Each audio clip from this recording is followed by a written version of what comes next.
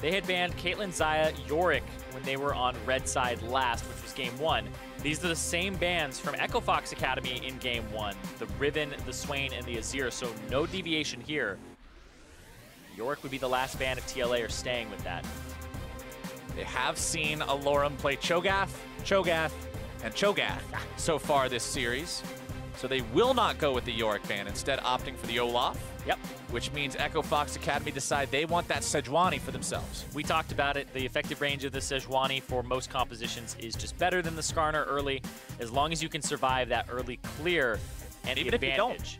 Yeah, even if you, that's the only thing you have to survive, is what I'm getting at here. Is we saw it even in the last game. Skarner's ahead. What's he going to do with that, right? Yeah. After they were able to kind of collapse in the jungle multiple times, there's this level 4 Sejuani to level 6 and level 7 Skarner, and he's just so far behind. But as levels become harder to obtain, you catch up by going through the very easy, the very quick experience in levels. So he caught up in pretty much no time, was able to be effective. All right, a new challenger emerges, though. Team Liquid Academy locking in the Scion first and foremost. And remember, that is a flex pick because it could go into either one of the solo lanes. They'll also grab that Braum there for themselves. Joey was able to find success on that in the last game, so they'd like to repeat it again here. Yeah, if they have the Scion go mid, their composition will lack magic damage usually. I'm trying to figure out, like, it would mostly be like a Kog'Maw in the bot lane, and then top lane, you have to kind of think, what does Viper play that brings a lot of magic damage to the top side of the map?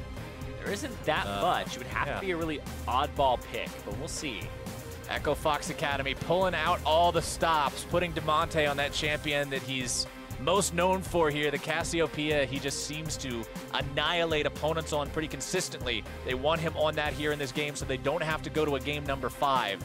Team Liquid Academy, 1 pick left to respond with before we get into that second part of the bans. They know their opponent's jungler, support, and mid laner.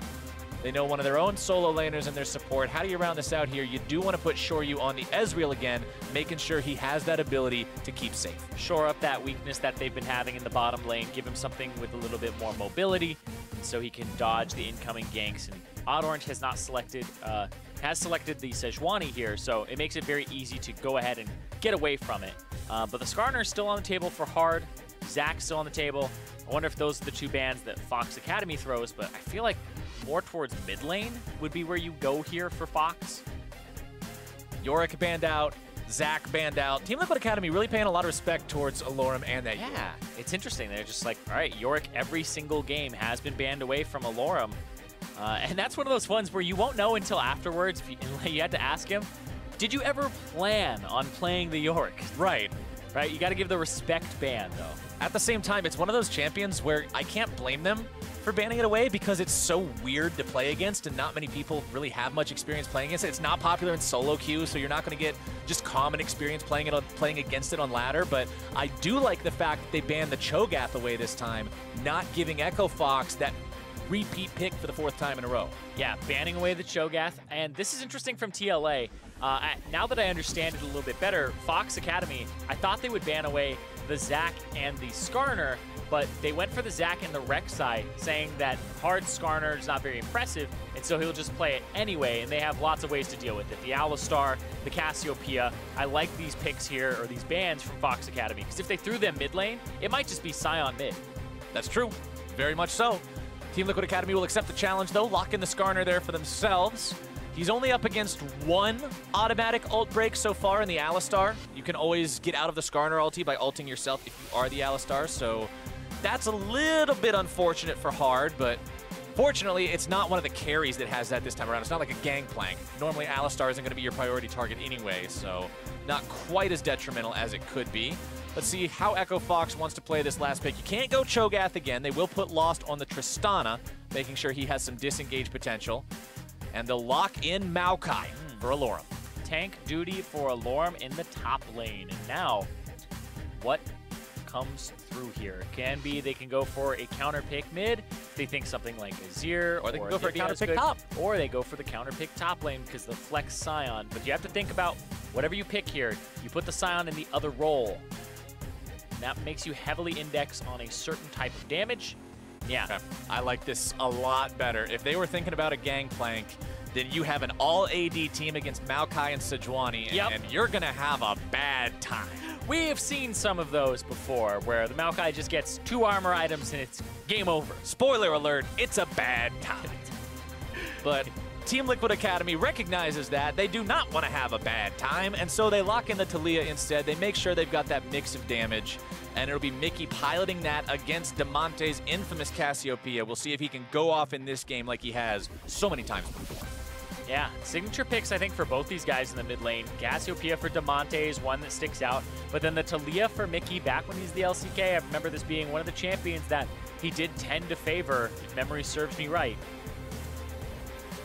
So we'll see what happens here, but the other thing is, now we have Viper on a tank in the top lane, whereas before, he had played the Gnar, and then he played the GP 2 games in a row, and now he's on that Scion, which does have a lot of damage early, but now he has more of a tank responsibility as opposed to the carry split push.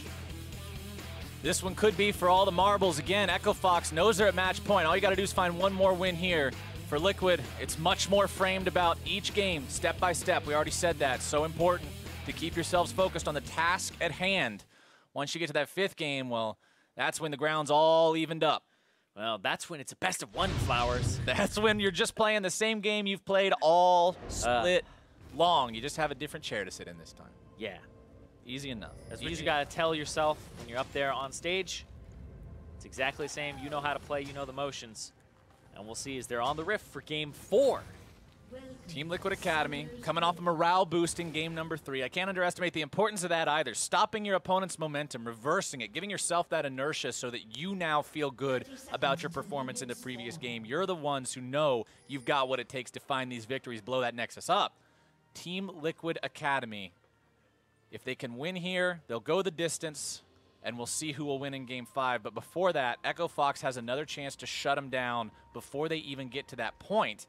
Odd Orange going to be keeping eyes on him this time around. He was such a big performer, like I said, in games 1 and 2. In game 3, felt pretty flat after those first few minutes. Yeah, and you were talking about mental state when you play these best of series.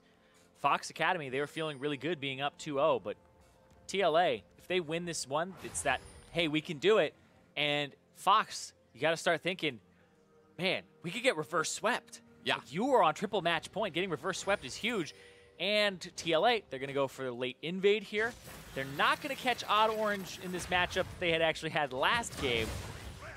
Just steal that red buff away, which means you'll probably see Odd Orange look to steal the enemy red buff away if he can.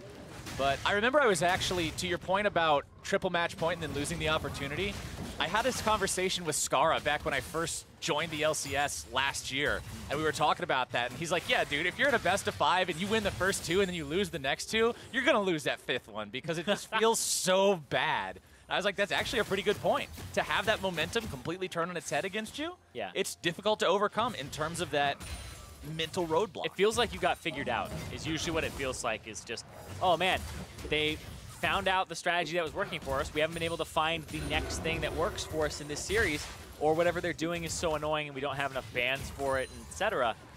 That's usually when you really do feel that momentum swing in the series.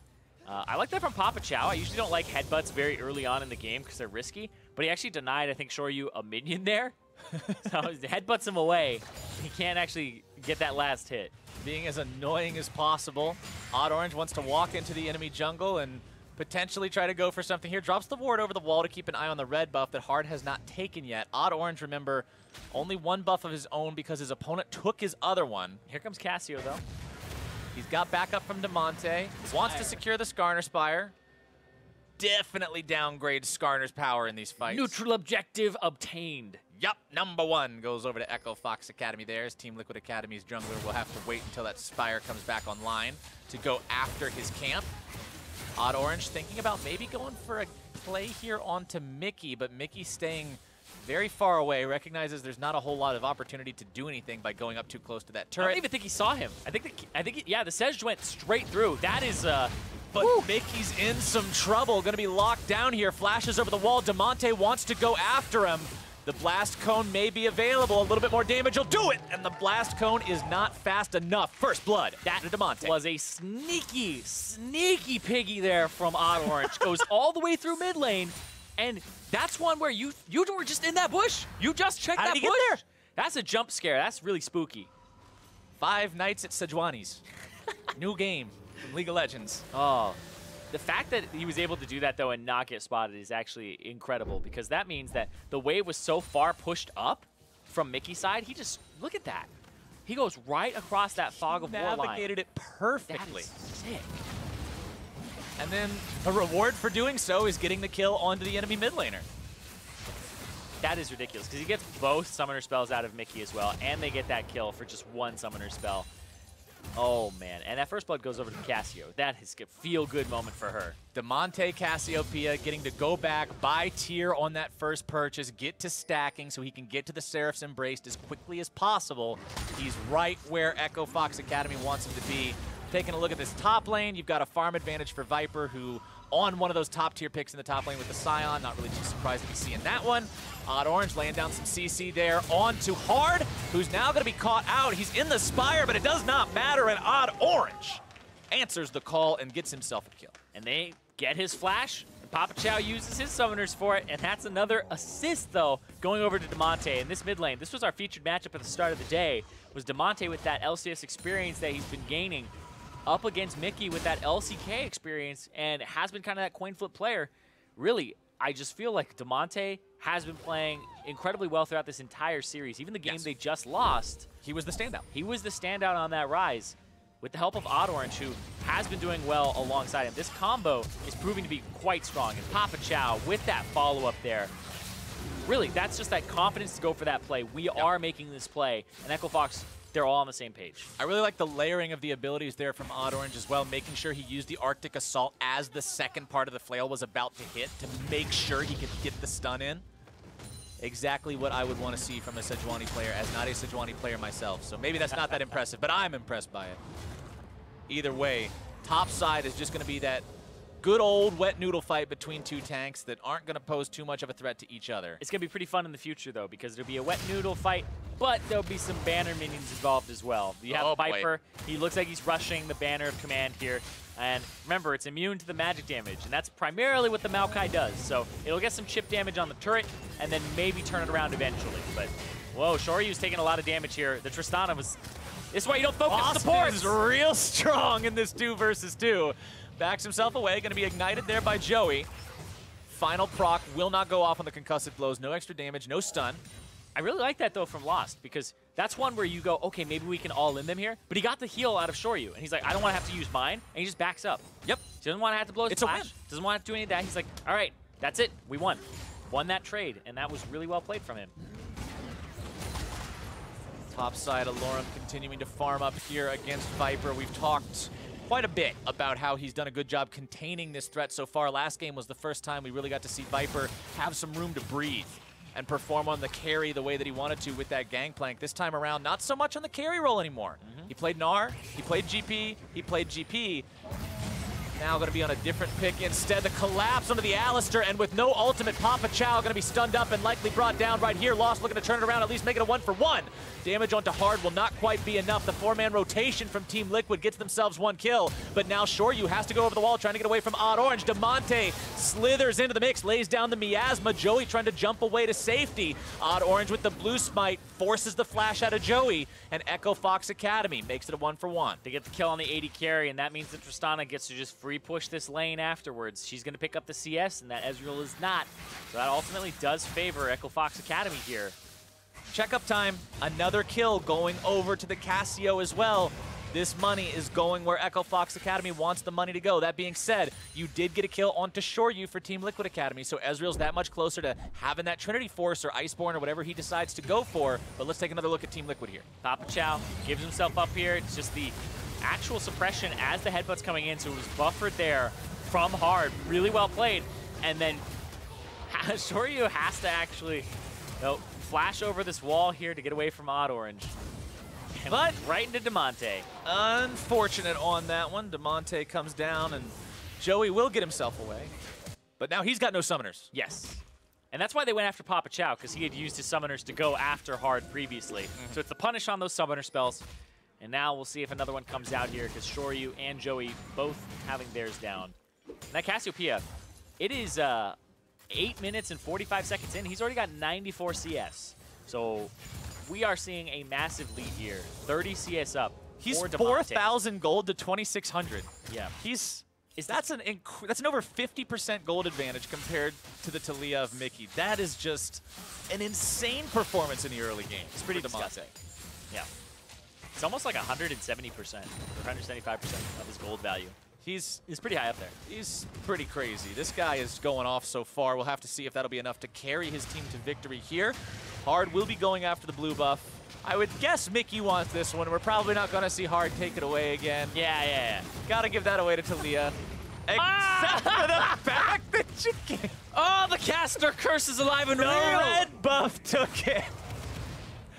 Wow, that feels bad for Mickey on Talia. No extra wave clear, mana regeneration, cooldown, anything. Instead, Hard gets it thanks to the unfortunate timing of the red buff tick.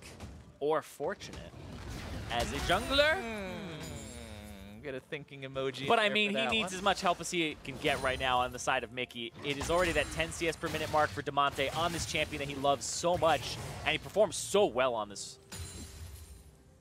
Let's see what they can do with it, though, as we do crest the 10-minute mark into the game. Odd Orange hanging around the bottom part of the river there. First Drake Mountain this time around, so no ocean like we've seen in the previous few games. Mountain Drake, the one that the conversation is always around. It can do a lot or it can do absolutely nothing, depending on what the state of the game feels like at the time. Of course, it will help you get those objectives later on, and for a team like EchoFox that really likes to go for those early Barons sometimes, could do a lot. Viper able to find some damage there onto Alorum. Here comes the banner. Keeps him under the turret. Yep, banner command, try to chip away at that turret over time. Papa Chow. Papa Chow's cheeky on this Alistar. Yeah, he's trying to pick a fight a little bit. We saw him play the Alistar in the LCS. Damonte coming around the side. They actually see him on those wards. And here comes Skarner from the top side. He's got to fight him. Damonte trying to turn this one around. He's going to be suppressed, pulled right back into the turret. Has to flash away. Papa Chow not in range to help just yet. Damonte goes on a killing spree. He'll trade 1 for 1 for it. That's not what you want. EchoFox Academy very far forward. Health bar is going to be taken low. Lost looking to put the damage here into Mickey.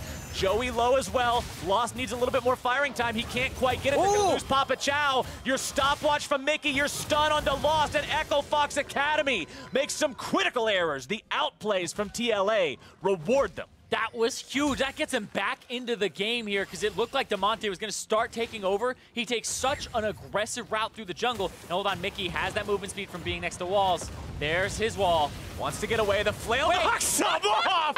Sit down, son. Odd Orange. Not putting up with that today.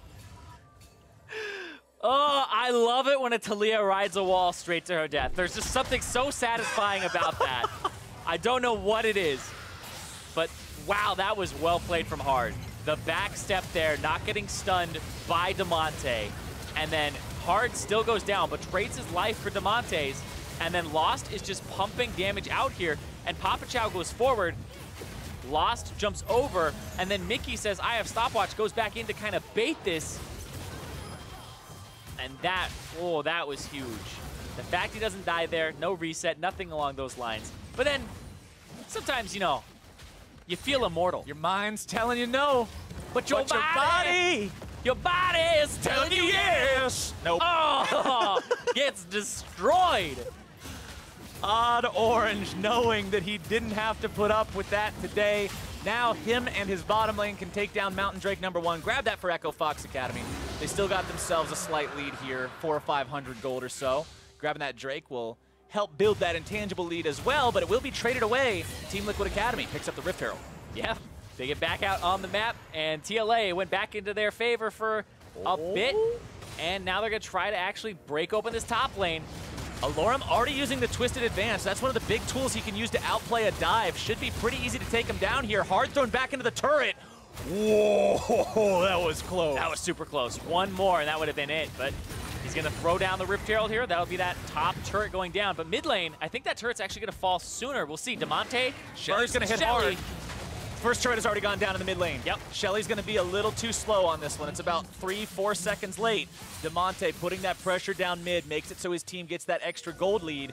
and that actually keeps them ahead in terms of gold, but Team Liquid Academy not willing to stop just yet. You've still got Shelly and you've still got a banner minion pushing up in this top lane. And these are actually going to be huge because the banner minion doesn't get focused first. Shelly is the actually primary focus here. Look at how much damage it does. It will take the turret because you do so much damage with these banner minions, but they usually die to the turret.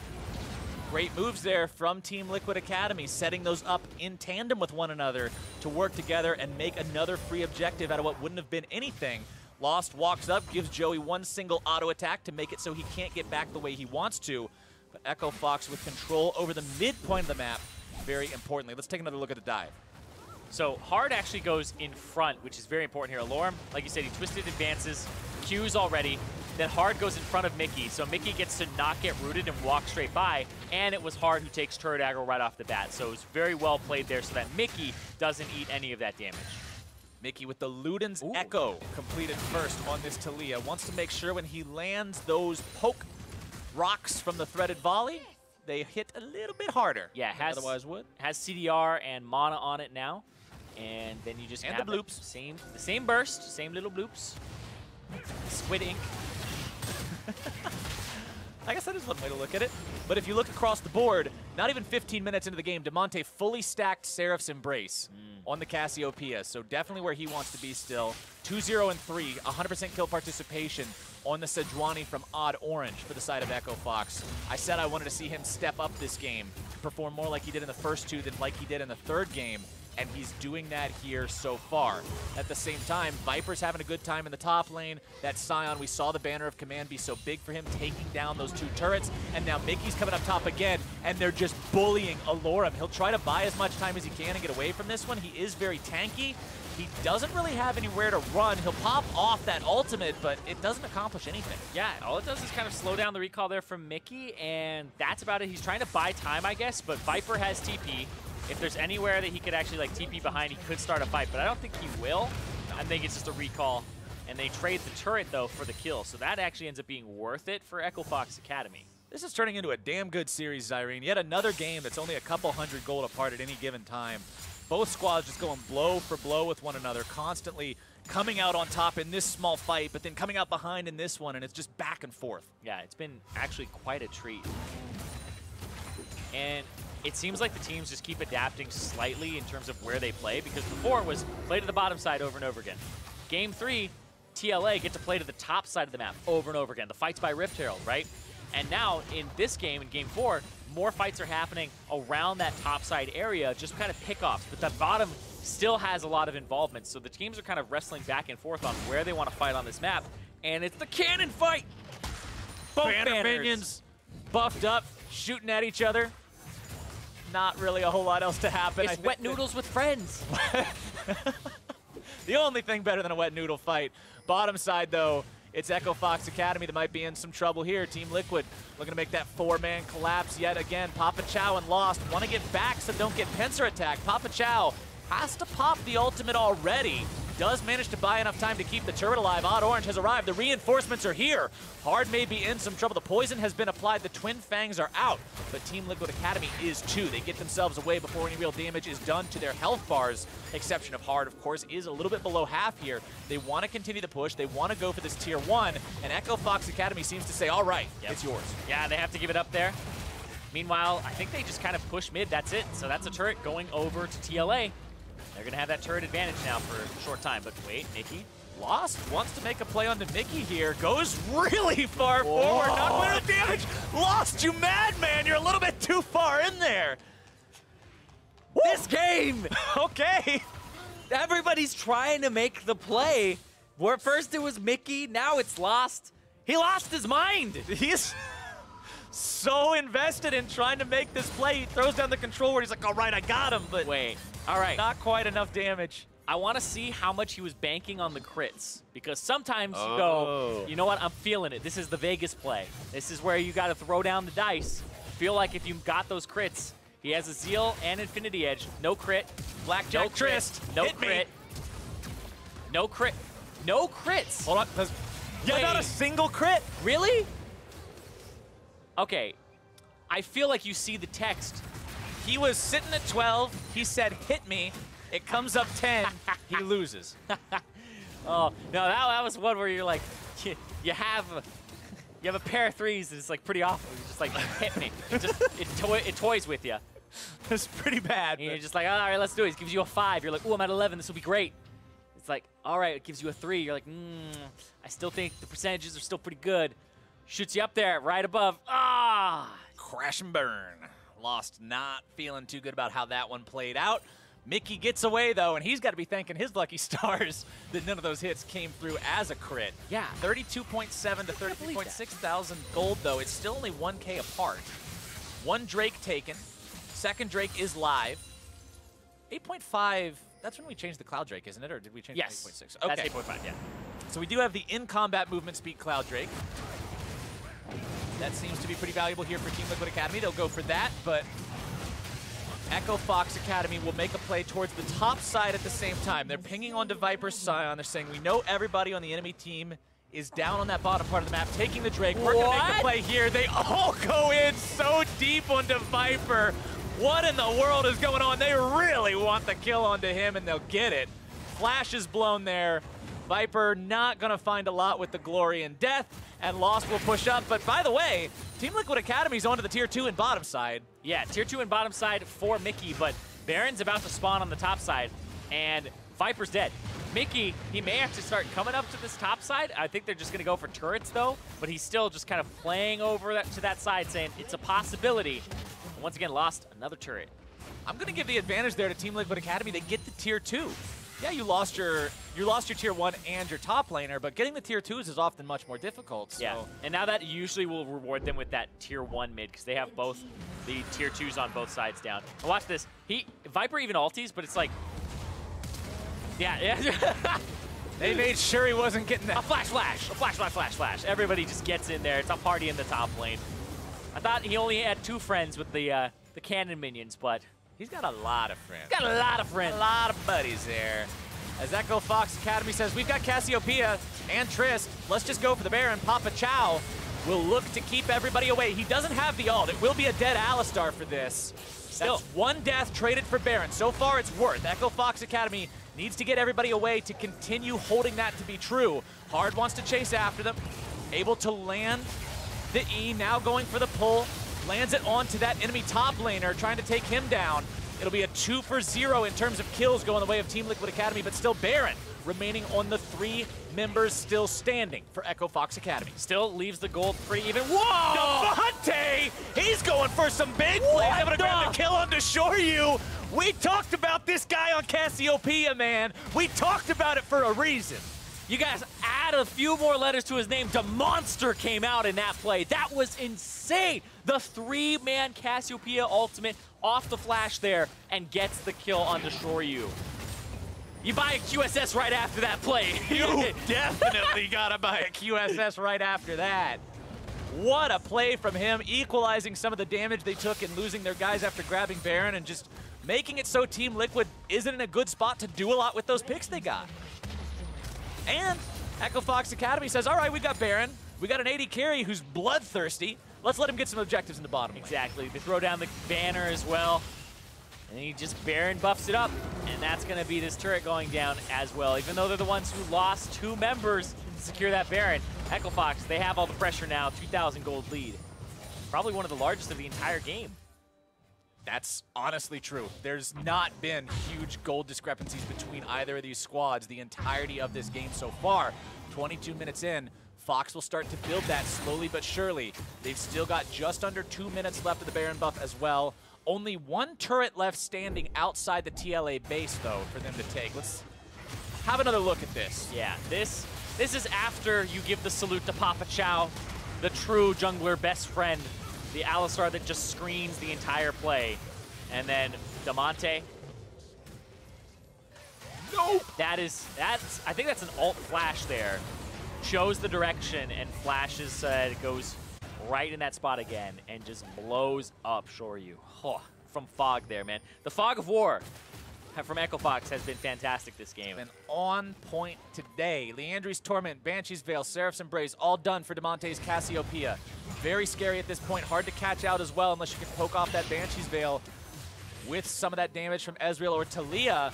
But Team Liquid Academy has caught their opponents with their pants down a little bit here, pushing already onto inhibitor turret number 1. They'll likely just take it.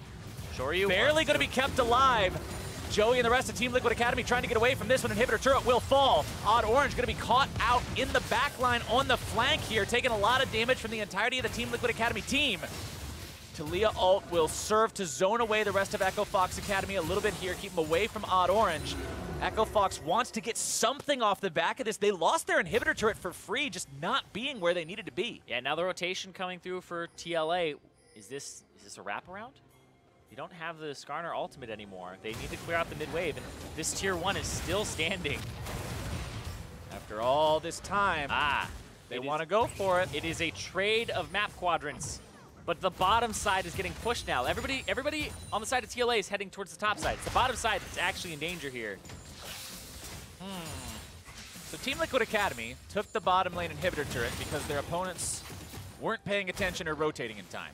And now it seems that Echo Fox Academy may take the bottom lane inhibitor turret because their opponents aren't rotating in time. Yeah, they had to go to the top side and deal with this banner minion that was up there. But now they're pushing in. They're trying to just say eye for an eye, turret for a turret. Here we go. A lot of damage being put down onto that now by Lost, specifically on the Tristana. This one's going to be held, though. Very small amount of HP is still a success, at least for now, for Team Liquid Academy. Another minion wave coming up. They need just a little bit of damage onto this one. Explosive charge strapped up to it. And that's all you need. As the Scion comes in, the unstoppable ulti. Lost jumps himself away, utilizing the incredible safety of that rocket jump on Tristana. Damonte sitting down that poison to make sure Hard's got no way in. Mountain Drake up in a few seconds here. And Echo Fox Academy have the inside track to it. They already have a single Mountain Drake. And that would be 2 plus a Cassiopeia and Tristana. That means that you destroy Baron with the Cassio, and the Tristana will destroy the turrets afterwards. Very scary prospect of your Team Liquid Academy. Echo Fox will pick this one up for themselves. Remember, they've still got control of the whole map. Yeah, they have control of the whole map, but also Echo Fox Academy, control of the series. Very they true. win this, they go to the finals. You can't let that get inside your head if you're Team Liquid Academy, right? You can't be thinking about those kinds of things of, oh, this is our last chance, oh, this is blah, blah, blah, blah, blah. This is a game of League of Legends. We're slightly behind right now. We got to figure out the way to get back in the driver's seat. That's what these guys need to be focused on. Can they do it, though? We've seen them rally in game number 3, but there's no... Okay, actually, that statement's not true. Mickey has ice walls again. They're just different kinds of ice walls. Yeah, he actually used it in that last fight to section off Odd Orange, and I was like, oh my god, deja vu. Even though he's on the Talia, still going to treat it like an Anivia wall. It was actually quite good, but it didn't result in a kill. Baron up in just under 90 seconds. As you said, Echo Fox will absolutely disintegrate this objective if given some free firing time on it. Team Liquid Academy has to make sure that they are in the right place. No mistakes can be afforded to be made at this point by this squad. If you give away the Baron, you're likely going to give away so much pressure that your base starts to get wrecked a little bit. Hard with the flash available, with the Predator on cooldown right now, but has Righteous Glory. There is playmaking potential there. Remember that the Alistar can get out of it, but there's no QSS on Damonte. There's no QSS on Lost. So if he can get a big pick with that Skarner ult, it could actually swing everything. You would have to, I mean, it's even still rough, right? Because you go in, and if the Maokai's there, he roots you. It's like, it has to be a really, like, It has to be a grade A. pick. It's got to be some primo pickage right there. S-tier pick. Yeah. Grade A pick, that's not going to get you a Champion Mastery token, and it's not going to get you a ticket to Game 5 either. If only the cool play even got you the S. Even when you get those picks, your scoreline. Oh well. Anyway, there is a QSS on the side of Shoryu, so that is one bonus he has for himself, trying to get away from some of the CC from Damonte and Odd Orange. Echo Fox needing to be aware of that now. Yeah, that was after the triple ulti from Damonte. Instantly picked that one up for himself. The Baron, though, now spawning. And Echo Fox Academy, they have more gold. They have slightly more items. It's a triple item Tristana. This is that sweet spot for her. Where she can clear waves and then have that big static shift crit go across the back. And they're going in. They've decided Hard's going to be the target. Why not just engage before he can? Damage down to multiple members of TLA. There comes your Locket, looking to keep him safe, but it's going to be Joey locked down next. Viper on the front line, going to be tanking, but not much longer. The Maokai ulti runs through, and Team Liquid Academy is decimated. A double kill for Lost, a double kill for Damonte. Forget Baron. go for the jugular. Yeah, they're going to try to end the game and the series here and go straight to the finals. What a play. What a decision made by Echo Fox Academy to go in right there. They knew their opponents recognized the severity of the potential Baron. They knew they would not let them get away with it. And they punish that. They predict that, and they answer that. They take down the Nexus turrets. Hard just now coming back alive, but it is too little. It is too late. And Echo Fox Academy 3-1 will take down Team Liquid Academy and punch that sought-after ticket to the finals. They said they were a finals team. Well, they are a finals team. They put their money where their mouth is. Exactly. And so, Echo Fox Academy will move on. The 4th seed coming in, the upset over Team Liquid Academy, who had that fantastic 14-5 series. Team Liquid Academy fought valiantly. They came back in game number 3. They made an incredible performance, Mickey Zanivia specifically, to make it so they didn't get clean swept. But Echo Fox adjusted well. They recognized the issues they had in game number 3. They put their star player on the champion he is known for, and he stepped up to the plate absolutely phenomenally. Odd Orange, too. I've got to give credit to this guy, making those plays on the Sejuani. The Skarner in game 3 was underwhelming. He said, it's all right. I know exactly what I need to do now, and he did it. Man, that Fog of War play, that was so dirty. Going straight through the I needed a shower after that one. That one was ridiculous. I'm glad we saw what that looked like for Mickey, because he just goes back and there is the Sejuani in the brush, and Demonte just starts snowballing from there. The guy has had phenomenal series, and you can see there's a reason that he got to play a little bit for Echo Fox on the main stage, give Phoenix a little bit of a break to de-stress. The guy played out of his mind this series. Echo Fox Academy definitely looking like a team that's going to be a force to be reckoned with next week against whoever they end up playing against in that final best of 5. It will be either Cloud9 Academy or FlyQuest Academy, as will be decided tomorrow. But for either one of those teams, hopefully you were watching these games today, because this is not a squad that you can take lightly. As we learned, Team Liquid Academy, we heard from them before the games, no matter how much of it was true or no matter how much of it was trash talk, they said, I think we'll beat them once. And then they're just going to tilt, and we'll just be able to clean sweep this pretty easily. But Echo Fox was not about that. Yeah, Echo Fox made games 1 and 2 look pretty easy off the back of punishing TLA's aggression, things like the Ocean Drake when they shouldn't be able to, and constantly just playing around their strong points and punishing the TLA kind of decisions as well as composition.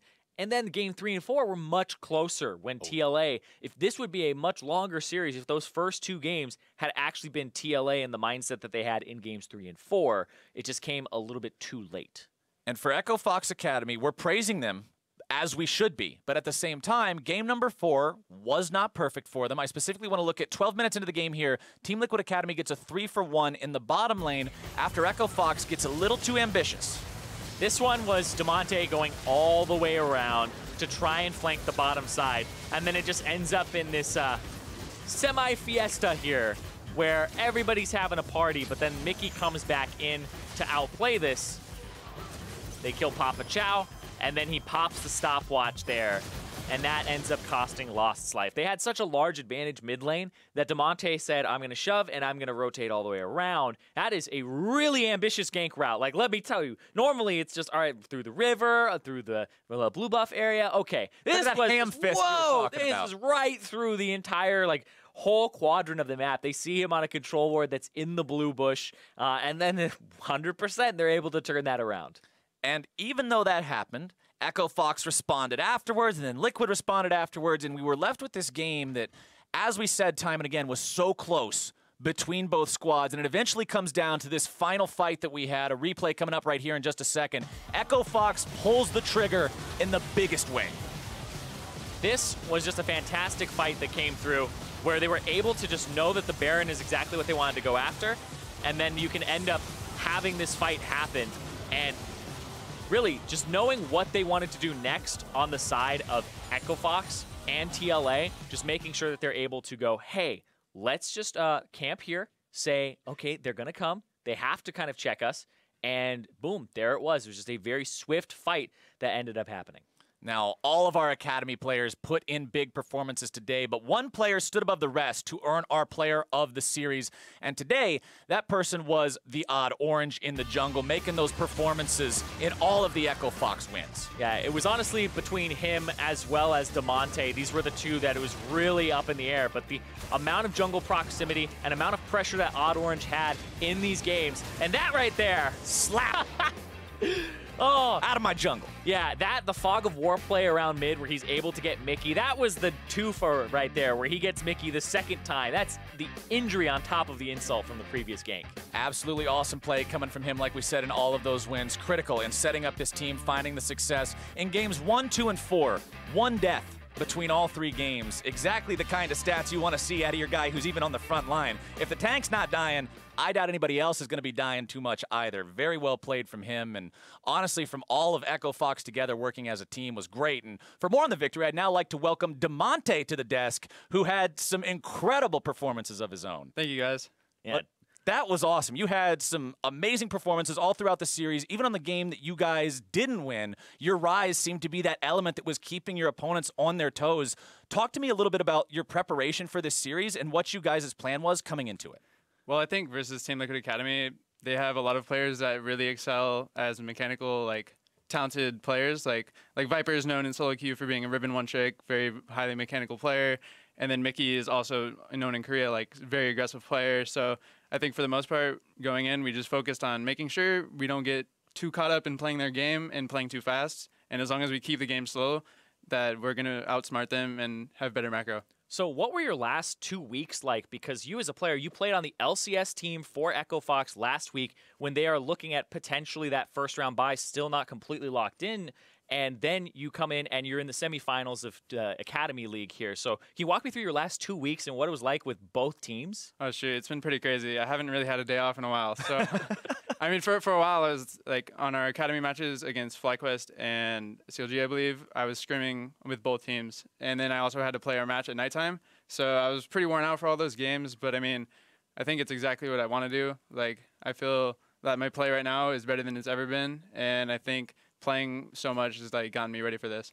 Yeah, you seemed really on point in making a lot of really aggressive plays. Do you think that there's anything that gives you that extra edge over all these other mid laners in Academy? I think I've been very lucky to play underneath very good players like Froggen and Phoenix, who are insane laners, and I've been able to just practice against them for so long.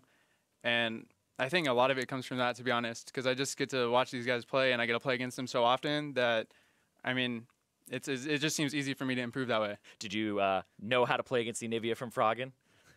I mean, I wish I could say yes, but he kind of tore us apart there. So.